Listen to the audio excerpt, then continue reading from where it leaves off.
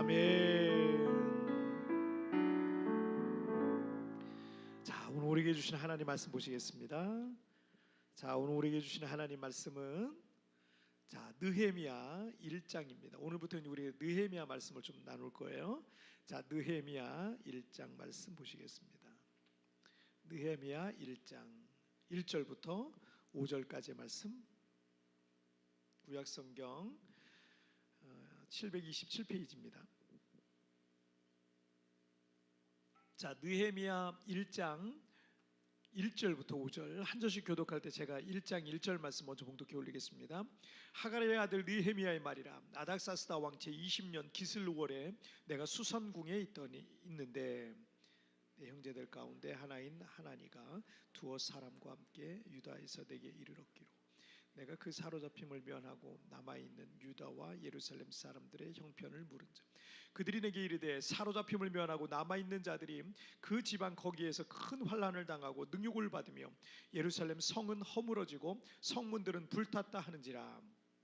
내가 이 말을 듣고 앉아서 울고 수일 동안 슬퍼하며 하늘의 하나님 앞에 금식하며 기도하여 다같이요 이르되 하늘의 하나님 여호와 크고 두려우신 하나님이여 주를 사랑하고 주의 계명을 지키는 자에게 언약을 지키시며 긍휼을 베푸시는 주여 간구하나이다. 아멘. 자, 오늘 말씀 제목 함께 읽겠습니다. 시작. 사명. 자, 오늘 간단하죠. 다시 한번 시작. 사명.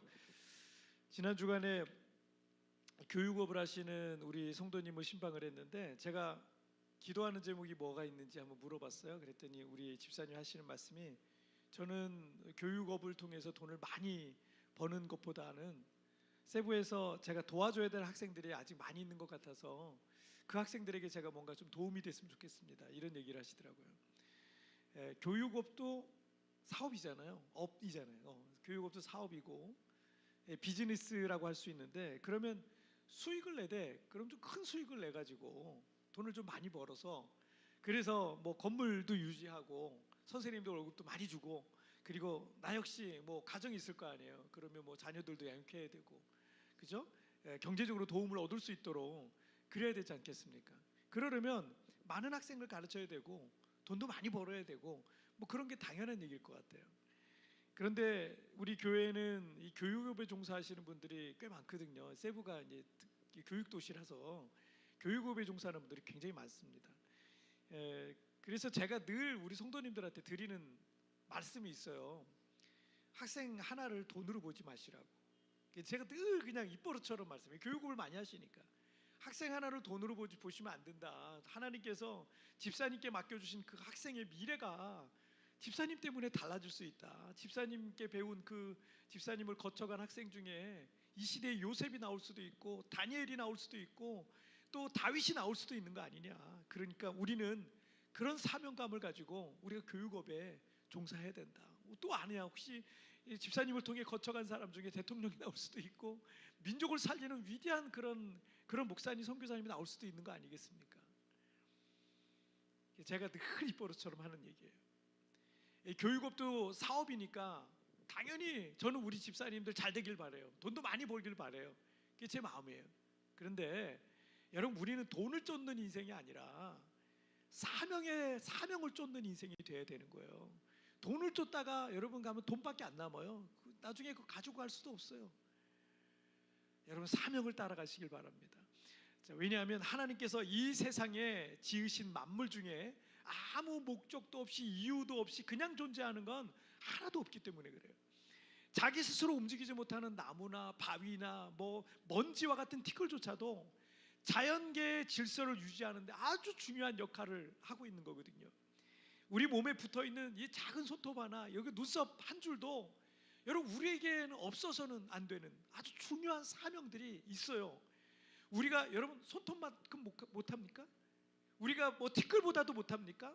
손톱과 티끌도 자기 사명을 아는데 여러분 하나님의 형상으로 지음받은 우리가 사명을 모르고 산다면 우리의 귀한 인생을 낭비하며 살게 되는 것입니다.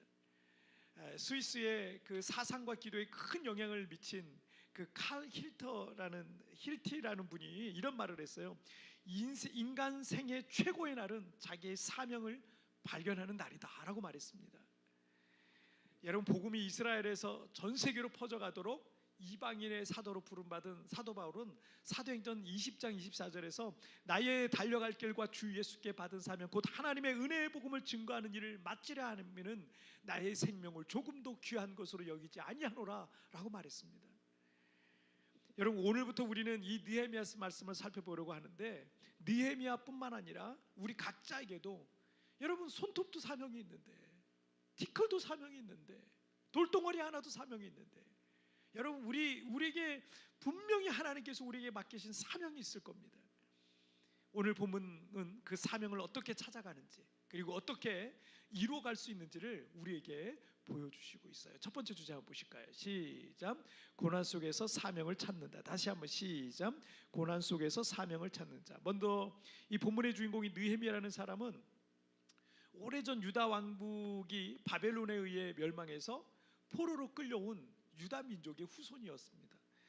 그는 BC 445년경에 페르시아 제국의 아닥사스다 왕의 왕궁의 술관원이었어요. 술관원이라고 하면 당시에는 왕을 암살하려고 하는 사람들이 시시때때로 있었기 때문에 기회를 계속 엿보고 있는 사람들이 너무 많았기 때문에 이 술관원이라고 하면 왕에게 올려지는 모든 술과 음료들을 다 관할했던 고위 관직자였다, 이렇게 보시면 되겠습니다. 이게 아무나 세우지 않겠죠. 정말 왕이 100%, 200% 신뢰하는 그런 신하들만 이런 관직을 주게 돼 있어요.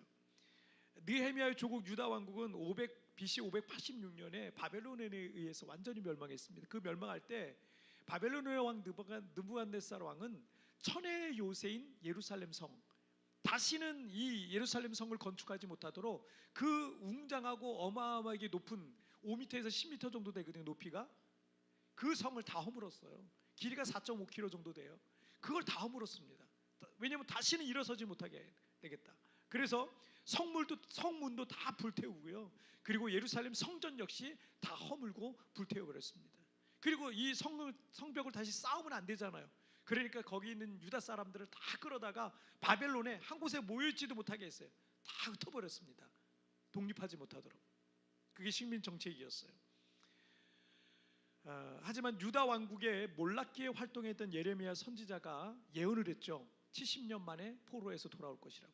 그래서 그 예언대로 5만 명의 이스라엘 백성들이 BC 537년에 바벨론 포로에서 귀환해서, 그리고 20년 만에 예루살렘 성전을 건축하게 하고, 그리고 선민 이스라엘이라는 그들의 영적 정체성을 갖고 그 땅에서 살아가게 되었던 거예요.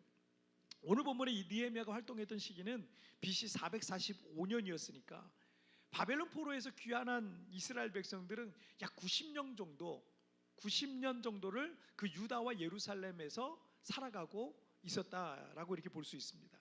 자, 그러니까 포로 귀환하고 한 90년이 또 지난 거죠. 자, 느헤미야 1장 2절 말씀을 한번 볼게요. 1장 2절 시작. 내 형제들 가운데 하나인 하나니가 두어 사람과 함께 유다에서 내게 이르렀기로 내가 그 사로잡힘을 면하고 남아있는 유다와 예루살렘 사람들의 형편을 물으니. 자, 느헤미야는 페르시아 제국의 고위 관직자였다 그랬잖아요. 그의 동생인 하나니라는 동생이 있는데, 이 하나니는 2차 포로 귀환이 있었는데 14년 전에 13년 전 즈음에 2차 포로 귀환이 있었어요. 그때 이 느헤미야의 동생인 하나니는 그때 갔어요. 예루살렘으로 갔어. 나는 우리 고국에 가서 살 거야. 그래서 우리 부모님의 고향, 우리 조상들의 그 땅, 하나님이 축복하시는 그 가나안 땅, 난 거기 가서 살 거야. 그러면서 그 대열에 합류해서 예루살렘으로 가서 살고 있었습니다.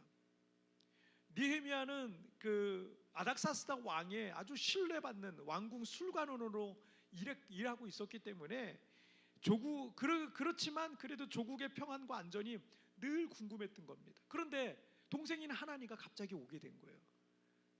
페르시아로 다시 예루살렘에서 돌아왔어요. 그러니까 유다와 예루살렘에서 정착해서 살아갈 줄 알았는데 다시 돌아온 겁니다. 그래서 이 느헤미야가 이 동족들의 그럼 예루살렘은 지금 어떠냐? 환경은 좀 어떠냐? 상황은 어떠냐? 우리 동족들은 어떻게 지내냐? 이거를 동생한테 물어봤던 거죠. 자, 3절 말씀 보실게요. 시작. 그들이 내게 이르되 사로잡힘을 면하고 남아있는 자들이 그 지방 거기에서 큰 환난을 당하고 능욕을 받으며 예루살렘 성은 허물어지고 성문들은 불탔다 하는지라. 이 동생 하나니를 통해서 듣게 된 동족들의 형평과 예루살렘 상황이 매우 안 좋았어요. 조국은 유다 강국이 멸망한 지 140년이 지났잖아요. 그런데 그렇기 때문에 느헤미야는 바벨론이나 페르시아에서 아마 태어난 2세대나 3세대 정도 됐을 것 같아요. 느헤미야 이름이 여호와께서 위로하신다라는 뜻이에요. 느헤미야, 여호와께서 위로하신다, 이런 뜻, 좋은 뜻이죠. 비록 페르시아에서 살아가고 있는 소수 유다라는 소수 민족이었지만 부모로부터 믿음의 유산을 이어받아서 페르시아에 살아가고 있었던 아주 신실한 사람이었다라는 것을 우리가 짐작해 볼 수 있습니다. 140년 전에 예루살렘은 완전히 멸망했고 성벽은 다 허물어졌고 성전도 다 파괴됐어요. 물론 90년 전에 1차 포로 귀환이 있었잖아요. 그리고 20년 뒤에 예루살렘 성전은 비록 방해는 많았지만 1차 포로 귀환자들에 의해서 성전이 성공적으로 건축이 됐어요. 그리고 70년이 지난 거죠. 자, 그런데 예루살렘의 중흥과 유다 민족의 부흥을 시기하고 우려했던 주변의 여러 그 종족들이 시시때때로 예루살렘에 쳐들어와서 사람들 죽이고 약탈해가고 불지르고 막 이러는 거예요. 때문에 무너진 성벽을 재건하려고 이제 대적들이 못 들어오도록 성벽 재건하려고 그러는데 이게 대적들의 방해로 번번이 실패했고, 그러다 보니까 상황은 점점 더 악해져 갔다, 악화되었던 겁니다. 느헤미야는 이 동족의 큰 환난 소식에 수일 동안 눈물을 흘리면서 큰 슬픔 가운데 있게 됩니다. 자, 이렇게 우리에게 어떤 고난과 환난 같은 일이 있을 때 우리는요, 그 고난과 환난 속에서 사명을 찾게 돼요. 사명이란 말은 영어로는 미션이잖아요. 미션인데 라틴어로는 미시오라는 단어를 써요. 보낸다라는 뜻이에요. 보낸다. 자, 그럼 사명이란 건 뭐냐면, 여러분, 우리 눈앞에 어떤 어려운 상황들을 보게 하는 건요, 그곳에 우리를 보내실 뭐가 있다? 하나님의 사명이 있다는 거야. 내가 저기에 필요하구나, 하나님이 나를 저기를 보내시는구나 라는 게 있는 거예요. 그래서 사명이라는 것은 내가 갖고 싶어서 갖는 게 아니에요. 사명은 하나님께서 우리에게 깨닫게 하시는 거예요. 보게 하시는 거예요. 느끼게 하시는 거예요. 그리고 그 사명을 갖게 하시는 겁니다. 사명이란 말 자체가 여러분 거창한 단어로 느껴질 수도 있어요. 근데 보기에 뭐 거창한 그런 사명도 있겠죠. 하지만 사명이라는 것은 내 눈에 보이는 거예요. 내 눈에만 보이는 거예요. 그게 사명이에요. 내 눈에만 보이는 거. 나의 사명은 내 눈에만 보이는 거예요. 느헤미야만 예루살렘 소식을 들었겠어요? 유다인들도 다른 유다인들도 다 들었을 거 아니에요.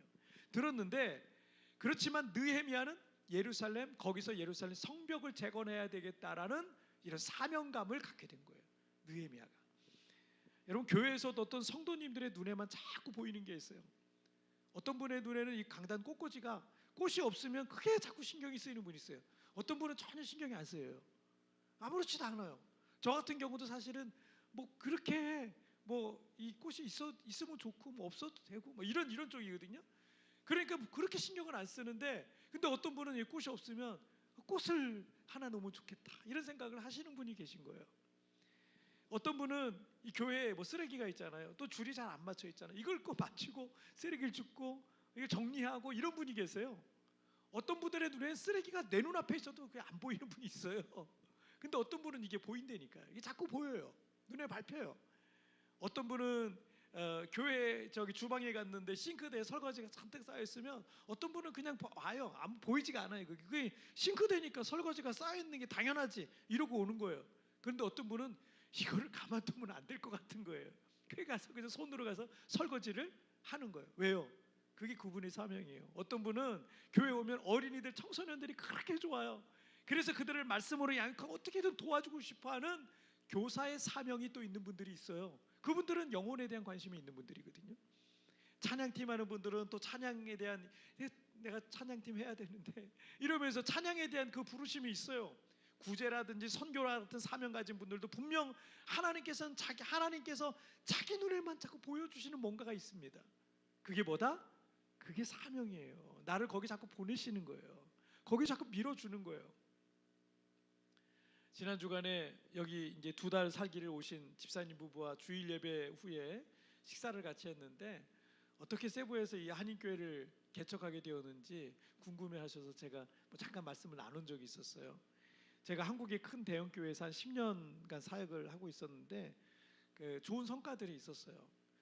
나름 꽤 인정을 받으면서 사역을 하고 있었고, 그런데 어느 순간부터 제가 좀 매너리즘 같은 게 빠지더라고요. 한 10년 있으면 그러더라고요. 매너리즘에 빠지는데 대형 교회의 그 편하고 안락한 시스템이 있어요.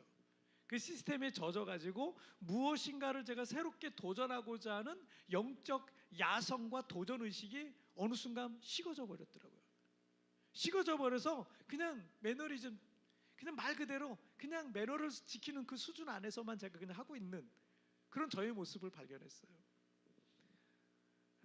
교회 행사가 많고 대부분의 그런 대형 이벤트를 기획하고 진행하는 일을 하다 보니까 내가 목사인지 아니면 큰 대기업의 기획실에서 일하는 무슨 직장인인지 어느 순간 제가 약간 혼란스러워지기 시작했어요. 목사님이 한 20명 정도 되는데 설교를 가끔 한 번씩 이렇게 돌아가면서 하거든요. 20명이니까 가끔 돌아가잖아요. 그 설교 순서가 다가오면 누가 대신해 줬으면 하는 부담감이 있어요. 설교 못 하겠는 거예요. 두려움이 있는 거예요. 설교를 가끔 하니까 그렇게 되더라고요. 그러니까 이게, 그리고 일은 또 많고 이러니까 자꾸 목사가 설교가 부담스러워지니까 어느 순간부터 제가 목회자로서 병들어가고 있는 거 아닌가라는 생각이 드는 거예요. 나 목사로 부름받았는데. 그래서 저에게는 그게 굉장히 영적으로 힘든 시간이었어요. 저에게는 새로운 어떤 변화가 필요한 시점이었습니다. 그 즈음에 진행되던 그 특별 새벽 기도회 때 하나님께서 저에게 교회 개척 비전을 던져주신 거예요. 그것이 얼마 지나지 않아서 필리핀 세부의 한인교회 개척 비전으로 구체화되었습니다. 그래서 그 부르심 때문에 제가 여기 오게 된 거예요. 제가 가끔 보고 있는 유튜브 채널 중에 위라클이라는 박위 형제가 하는 위라클이라는 그 채널이 있는데 구독자가 83만 명이 넘더라고요. 엄청난 거예요. 10년 전에 낙상 사고로 목이 부러져서 전신마비 판정을 받고 주치의는 절대 손가락도 움직일 수 없을 거라고 이렇게 했는데 죽기 살기로 운동을 했어요. 재활 치료를 죽기 살기로 받았어요. 그래서 지금은 상체를 움직일 수 있습니다. 휠체어를 탈 수 있고요. 그리고 운전도 할 수 있습니다. 손도 완전히 자유롭진 않지만 그래도 운전도 할 수 있고, 그리고 우리 사회에 특별히 장애를 갖고 있는 이들에게 정말 엄청난 도전과 선한 영향력을 주면서 살아가고 있는 그런 분이세요. 올해 10월에 유명 걸그룹인 그 걸그룹 출신이었던 이 가수 송지은 씨와 결혼도 앞두고 있습니다. 유튜브를 시작하고 초창기에 올린 짧은 영상을 제가 본 적이 있는데요. 거기에 이런 글이 있었어요. 이 영상을 삶을 포기하고 싶고 더 이상 삶 속에 희망이 없다고 생각하는 모든 분들께 바칩니다. 왜 불가능하다고만 생각하시나요? 장애는 나의 잠재된 능력을 깨워 주었습니다. 당신의 생각을 제한하는 것이 장애입니다. 웬만한 연예인도, 웬만한 어떤 정치인도 못하는 일을 장애의 몸을 가지고 지금 해내고 있어요. 아니, 장애라는 고난 속에서 하나님께서 이 형제님에게 사명을 주신 거예요. 이 형제님은 고난 속에서, 환난 속에서 자기 사명을 찾은 겁니다. 요셉이 종으로 팔려가고 억울한 누명을 쓰고 감옥에까지 갇혔지만 그에게는 이스라엘 민족을 살리고 세상을 살릴 사명이 그때 주어졌습니다. 사도 바울이 담배가 완전히 파산하고 야만인들이 사는 외딴 섬에 포류했지만 그것을 통해 그 부족 전체를 구원하시고자 하는 하나님의 사명이 주어진 거예요. 예수님께서 십자가에 달려 죽으시는 그 고난과 순환을 겪으셨지만, 그 아픔을 겪으셨지만 그 십자가 위에서 세상을, 인류를 살릴 그 사명이 완성되었던 겁니다. 여러분이 지금 어떤 고난의 현장에 있을 수 있어요. 그러나 그 상황과 환경 속에 나를 향한 하나님의 또 다른 부르심이 있고 사명이 있다라는 사실을 여러분 잊지 마시기를 주님 이름으로 축복합니다. 자, 우리 두 번째 주제 보실게요. 함께 읽겠습니다. 시작. 사명의 동력은 기도다. 다시 한번 시작. 사명의 동력은 기도다. 자, 하나님께서 우리에게 사명을 주셨는데 그것을 감당하려면 힘이 필요합니다. 그런데 그 힘은 기도에서 나오는 거예요. 그래서 사명의 동력은 기도입니다. 기도. 4절 말씀을 한번 보실게요. 시작. 내가 이 말을 듣고 앉아서 울고 수일 동안 슬퍼하며 하늘의 하나님 앞에 금식하며 기도하여. 자, 느헤미야는 유다에 귀환한 동족의 이 환난 소식을 듣고 크게 슬퍼했습니다. 그런데 그렇게 울고 슬퍼하며 괴로워하면서 절망하고 낙심하고만 있었던 게 아니에요. 그는 하늘의 하나님 앞에 금식하며 기도하기를 시작했다라는 거예요. 여러분, 어떤 힘든 상황과 문제들이 우리 인생 속에서 종종 일어납니다. 그런데 어떤 사람들은 그런 어려운 일을 만나면 슬퍼하고 괴로워하고 낙심하고 절망하고 그냥 딱 다운돼 가지고 그렇게만 있는 거예요. 그렇게 마음이 절망스러워지고 괴롭기만 하지, 여러분, 그에게 어떤 좋은 상황이에요, 어떤 반전도 없어요. 계속 그렇게만 있으면. 그런데 우리가 그 괴로운 문제를 갖고 기도하기 시작하면 여러분, 하나님께서 새 일을 행하시는 것을 믿으시길 바랍니다. 우리가 기도한다는 것은 내 인생 속에 하나님께서 개입하실 길을 여는 것과 똑같은 거예요. 여러분이 기도하신다, 하나님이 내 인생 속에 개입하시는 길을 그 순간 여는 거예요. 그래서 하나님께 쓰시는 사람들은 먼저 많은 물질과 좋은 환경, 그런 것부터 주시지 않으세요. 하나님께 쓰시려고 하는 사람은 기도부터 훈련시키시더라고요. 기도의 훈련. 아니, 너무 좋은 환경 때문에 돈을 의지하거나 능력 있는 사람을 의지하거나 어떤 좋은 환경을 의지하면서 하나님도 안 찾을 것 같잖아요. 하나님 쓰시려고 그러는데 안 찾을 것 같잖아요. 그러면요, 그 환경을 다 걷어가시기라도 해요. 심지어 그걸 걷어가서라도 기도의 사람으로 훈련하시는 거예요. 바울 사도가 여러분 잘났을 때는 하나님 안 찾았잖아요. 눈이 멀어버리니까 하나님을 찾기 시작했잖아요. 그냥 걷어가서라도 하나님을 찾게 만드는 거예요. 기도의 사람으로 훈련시키는 거예요. 코로나 기간을 전후해서 약 80%에서 90% 성도님들이 한국으로 철수했어요. 저는 교회를 개척해서 7년 동안 정말 열심히 사역했거든요. 어디 놀러 가는 것도 모르고 쉬는 것도 모르고 정말 열심히 사역을 했는데, 열심히 씨를 뿌리고 농사를 지었지만 마치 이거를 처음부터 다시 해야 되는, 7년간의 농사를 처음부터 다시 해야 되는 것 같은 그런 생각이 들더라고요. 처음에는 두세 달이면 한국으로 잠시 떠났던 성도들이 다시 돌아올 줄 알았어요. 그래서 성도들도 여기 차 두고 집도 그냥 두고 짐도 두고 가셨어요. 두세 달이면 돌아올 줄 알고. 근데 그게 10배 걸렸습니다. 10배. 기간이 두세 달이 아니라 2-3년이 걸렸어요. 2-3년. 그 사이에 아이들이 커버린 거예요. 그래, 한국에 여기 조기 유학, 우리 성도들이 조기 유학 목적으로 대부분 오시는데 아이들이 커버린 거예요. 그러니 학년이 안 받고, 그러니까 한국에서 정착해 나가던 성도들이 다시 돌아온다는 게 힘들어졌어요. 소수의 성도들만 돌아왔고, 그리고 이제 새로운 성도들과 함께, 새로운 교인들과 함께 다시 시작해야 되는, 처음부터 다시 시작해야 되는 그런 상황이 된 거예요. 그런데 교회만 그렇게 힘들었던 게 아니에요. 남아있었던 우리 성도들, 직업을 잃은 성도들이 있어요. 수입이 끊긴 성도들이 있어요. 여러분, 수입이 한두 달만 끊겨도 힘든데 한두 달이 뭐예요? 수입이 끊긴 성도가 있었고, 미래가 불안하고 보장된 게 아무것도 없어서 그 기간에 여기 남아있긴 해야 되는데 기도하는 일 외에는요 할 수 있는 일이 아무것도 없었어요. 계속 기도만 하는 거예요. 절망 중에 얼마나 간절히 눈물로 많이 기도했는지 몰라요, 우리 성도들이. 그렇게 여기 남아서 기도하고 또 기도함이 있었던 성도들에게, 여러분, 제가 이렇게 우리 여기 남아서 그렇게 기도했던 성도들 이렇게 지켜보잖아요. 저 하나님께서 하나같이 새로운 길을 다 여셨더라고요. 생업을 갖게 하시고 크게 성공도 하게 하시고, 우리가 기도할 때 하나님께서 일하시고 역사하신다라는 이 간증자들이 되게 하셨어요. 요즘 방학 기간 중이라 우리 성도님들 한 달에서 뭐 길게는 석 달 동안 한국에 들어가셨어요. 한국에 들어가는 성도들이 많이 계신데, 그래서 요즘은 우리 교회 아침마다 이제 8시 아침 기도회가 있잖아요. 아침 기도회를 하는데 많은 분들이 기도하러 나오지는 못하세요. 그런데 며칠 전 아침 기도회 때 제가 이렇게 기도를 하는데, 기도하는 분들 이렇게 살펴보니까 기도하기 위해 나와 계신 분들 대부분이 지금 사업 준비하고 계신 분들이에요. 기도하려고 나와 계신, 몇 분 안 되는데 기도하려고 나온 분들이 그 왼쪽에 보니까 이제 스크린 골프 준비하시는 집사님이 계세요.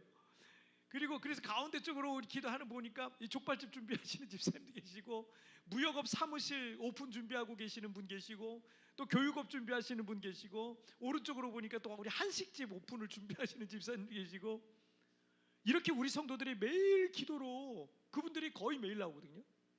매일 기도로 준비하는 겁니다. 제 마음속에 기도로 준비하는 이런 분들은 잘 될 수밖에 없겠구나라는 생각이 들더라고요. 그날 그래서 이 사업 준비하는 분들을 위해서 더 축복하면서 제가 기도했어요. 여러분, 예레미야 33장 2절 말씀 보실까요? 시작. 이를 행하시는 여호와, 그것을 만들어 성취하는 여호와, 그의 이름을 여호와라 하는 이가 이와 같이 이르시도다. 3절도 볼게요. 시작. 너는 내게 부르짖으라. 내가 내게 응답하겠고 내가 알지 못하는 크고 은밀한 일을 내게 보이리라. 여러분, 우리가 기도할 때 하나님께서 그 일을 행하시고 성취하십니다. 크고 은밀한 일을 내 인생 속에 보여주실 줄 믿습니다. 기도하지 않으니까 지금이 그냥 너무 힘들고 어렵기만 한 겁니다. 기도할 때 하나님께서 내 삶에 개입하실 거예요. 왜 기도하지 않습니까? 왜 하나님 앞에 나오지 않습니까? 여러분, 기도해야 사명 감당할 수 있어요. 왜 여러분, 저는 목사잖아요. 왜 제가 매일 기도하겠어요? 기도 안 하면 사명 감당할 수가 없어요. 여러분, 목사만 그런 게 아니에요. 목사님들만 그런 게 아니에요. 우리 모두가 그래야 돼요. 그게 우리가 사명을 감당할 힘이 됩니다. 리차드 바크라는, 원래 바흐죠. 리차드 바크라는 사람은 이 비행 조종사였는데, 어느 날 해변을 거닐다가 하늘로부터 어떤 음성을 듣고 이끌려서 집에 돌아와 갈매기의 꿈이라는 책을 썼다고 합니다. 책을 출간한 지 5년 만에 700만 부가 팔리는 초대박 베스트셀러가 됐어요. 그분이 이런 말을 해요. 이 세상에서 내가 해야 할 사명이 마무리되었는지 판단할 수 있는 방법이 있으니, 아직 살아있다면, 아직 숨쉬고 있다면, 아직 호흡이 내 코에 남아있다면 그 사명은 끝나지 않은 것이다. 지금 여러분의 상황과 조건은 사명이라는 거창한 단어를 생각할 만큼의 상황이 아닐 수도 있습니다. 하지만 세상의 미물조차도 지음받은 목적이 있듯이 우리에게 하나님이 맡기신 사명이 있다는 것을 여러분 잊지 마시길 바랍니다. 그리고 내가 아직 살아있다면 그 사명 끝나지 않은 거예요. 내가 살아있다면. 때로 환난과 고난 속에서 우리는 지금 너무 어려운데 그 어려움을 통해서 하나님은 우리의 사명을 발견하게 하실 거예요. 그리고 그 사명의 동력은 어디에 있다? 기도에 있다라는 것을 잊지 마시기를 바랍니다. 자, 오늘 말씀 두 가지 말씀 나눴어요. 함께 읽어보게요. 시작. 고난 속에서 사명은 찾는다. 사명의 동력은 기도다. 다시 한번 시작. 고난 속에서 사명을 찾는다. 사명의 동력은 기도다. 아멘.